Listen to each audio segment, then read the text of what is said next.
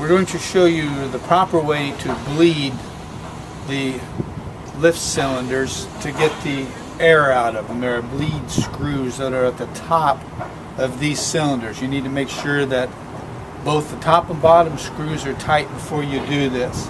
The hoist will be lifted up slightly, the screws will be broke loose, and it will settle just a little bit, and then they'll tighten the screw and then cycle it until you make sure all the air is out of it.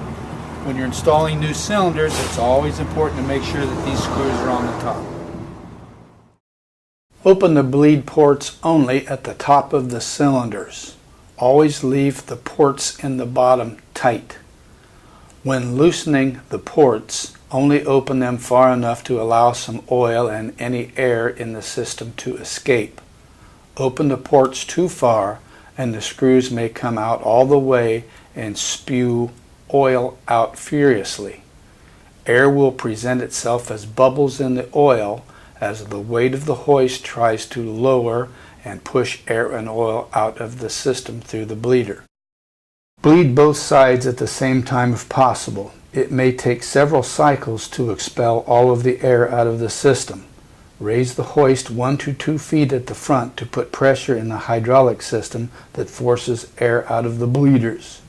As you open the ports, a rag to contain oil running down the cylinder barrel will be helpful.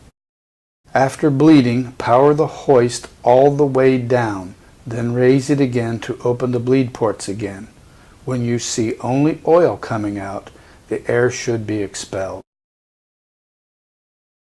These are examples of the types of bleed ports you are likely to see.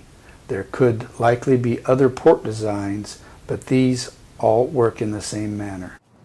And remember to always power these down. If you allow these to gravity feed down at all, you will induce air into this system and you'll have to do this bleeding all over again. Always power the hoist down.